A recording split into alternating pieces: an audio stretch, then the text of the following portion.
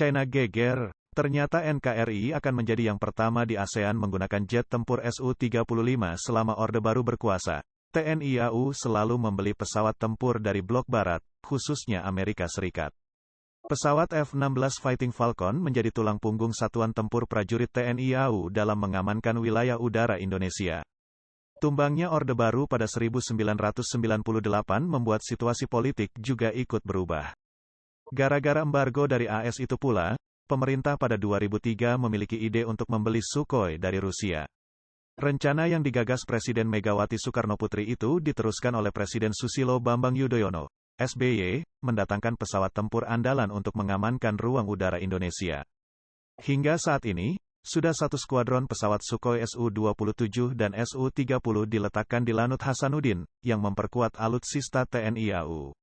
Saat ini, pada era Presiden Jokowi, berdasarkan pernyataan Menteri Pertahanan Prabowo Subianto di Bina Geraha pada Kamis, 19/10, setelah program Renstra berlangsung 8 tahun, postur kekuatan pokok minimum TNI AU baru mencapai 40%.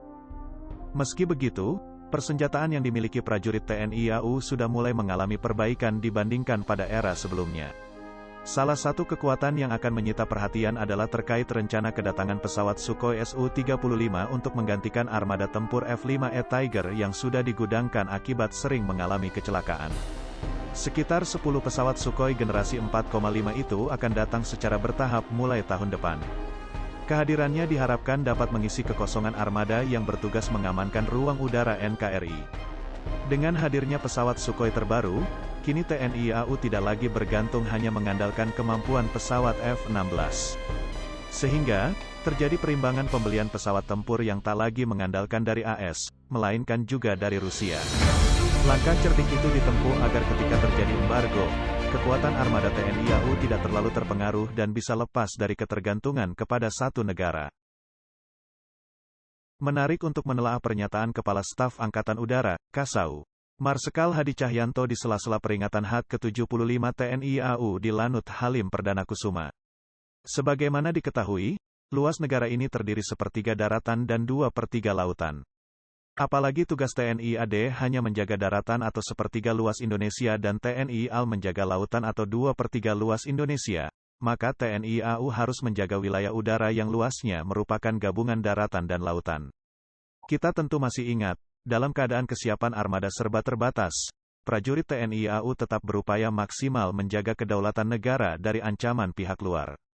Hal itu terkait dengan insiden Bawean, Jawa Timur pada tanggal 3 Juli tahun 2003. Prajurit TNI AU mampu mencuri perhatian masyarakat dengan tindakan heroisme saat negara barat mengeluarkan kebijakan embargo pembelian suku cadang pesawat. Selain itu, perkembangan teknologi juga menuntut prajurit TNI AU agar bisa bertransformasi dalam menjaga relasi dengan masyarakat. Hadirnya berbagai media sosial, medsos, yang menyita perhatian banyak orang dalam kesehariannya harus dapat dimanfaatkan TNI AU untuk menjalin pola interaksi positif. Patut diapresiasi langkah TNI AU yang berupaya hadir dengan kesan berbeda di dunia maya. Meski begitu, perlu juga diusahakan agar medsos lain juga diisi dengan berbagai konten positif. Selama ini, banyak sekali pribadi atau individu tidak hanya prajurit, namun juga keluarga besar AU yang memiliki sisi kehidupan unik dan humanis. Dengan memanfaatkan medsos, publikasi bisa dilakukan agar berita positif itu bisa menyebar dan diketahui masyarakat luas.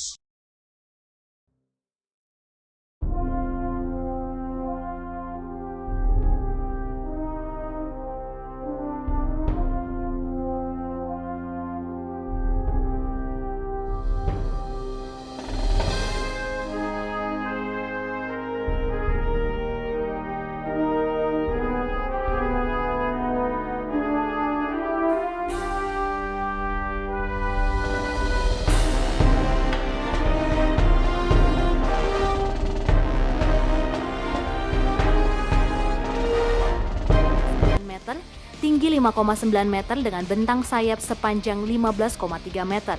Pesawat ini berdaya jelajah 1.500 dan ketinggian maksimum 59.000 kaki. Kecepatan pesawat tempur ini bisa mencapai 1.300 km per jam.